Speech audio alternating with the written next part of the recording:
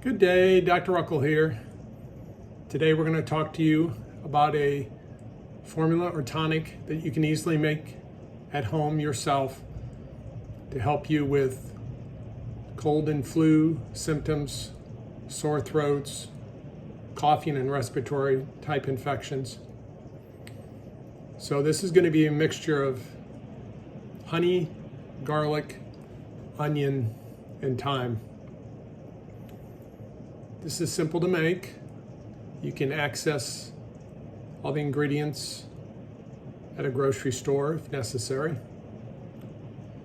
I get the thyme myself out of a herb garden I have in my backyard. You could use fresh thyme or dried thyme, both will work. So let's go through the properties of each of the four ingredients and their background and how this can assist you with these conditions. Let's start with garlic. Garlic's been used for a long period of time. They talk about it being used by slaves in helping the construction of the pyramids. Garlic assists in lowering blood lipid levels, so it's great for hardening, clogging of the arteries, arteriosclerosis. It aids in mild hypertension, which is high blood pressure. It also improves circulation in the body. It's excellent for relief of respiratory tract infections, congestion, and coughing. It feeds the microbiome. So the microbiome is the ratio of healthy to unhealthy bacteria that is in the mucous membrane. That is the entire gut lining. This also lines the lungs, urinary tract system, other areas in the body.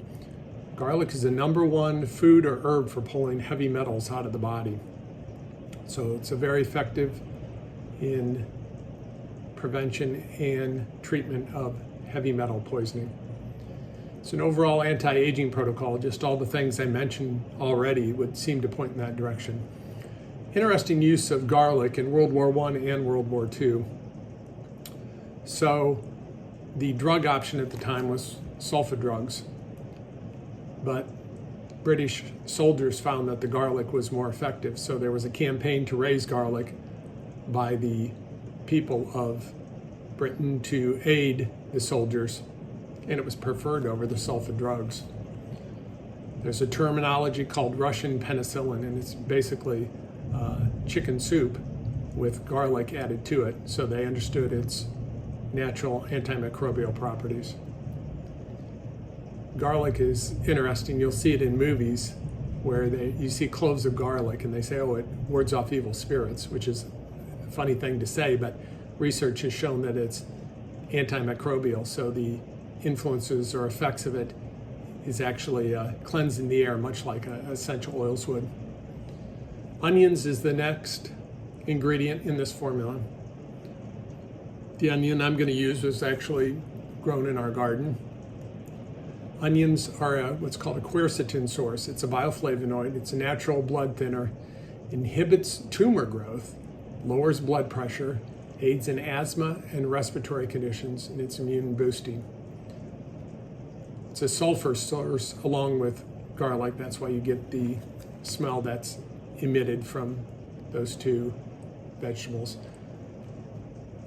Onions are good for strengthening the bone structure, so it's good for osteopenia, osteoporosis.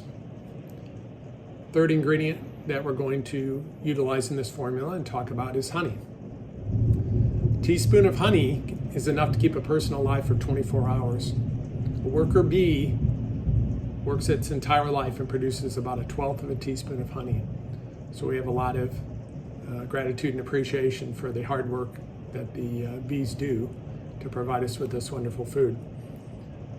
There's an ingredient inside honey called propolis. It's a natural antibiotic, and honey has natural antimicrobial features and functions to it to fight infection. Dr. John Christopher was an herbalist. He was a Mormon herbalist and the first person who I read his books, listened to cassette tapes back in the day to garner more information on herbology. he used to talk about a formula of using wheat germ oil and honey on wounds to aid in wound healing and reduce excessive scar formation. So honey is very soothing to throat, makes it easy to swallow. The term honeymoon came from the tradition of young couples consuming honey after marriage to promote fertility. Has an indefinite shelf life and has been used as a medicine for over 5,000 years. Last ingredient is one that I chose to add in. You could add in different herbs. I chose this one. I'll explain why. It's thyme. It's easy to grow. Actually grows year-round in my garden in North Carolina, so it has properties that will keep it alive even during colder winter months. So it contains an active ingredient called thymol. It's an antimicrobial and a natural antibiotic. It's actually great for sore throats. Thymol is in the mouthwash Listerine. It's great for epidemics. Example, typhoid and tuberculosis. So the next thing we're going to do is going to show you how I prep this and how to make it, and then the end result. Now we're going to put together the formula like we talked about. So we're going to start with onion. I took one medium-sized white onion, cut it up. So we're going to add it in here. Took 3 cloves of garlic that I cut up, so we are going to add that in. Went to my garden for thyme. There was less than I thought there would be, so I've got a combination of fresh thyme and some dried thyme. Add that in. Finally, I've got some raw unfiltered honey. I got this at Costco. So honey's interesting. There's all different kinds of honey out there, depending where it's grown. You can have different colors and tastes, different vitamin, mineral, enzyme capabilities as a result. So we're going to add honey to it. And I'm just pouring it in. I'm just going to cover it. And that looks like a good amount right there. So it's completely covering all the onion, garlic, and thyme. I'm going to put a lid on it. We're going to let it sit for 24 to 48 hours, strain it out, and then we'll see what it tastes like. So that'll be coming up next. We've now made it to the finished product. Here it is. I've labeled it, so I know when I made it. We're going to try it now.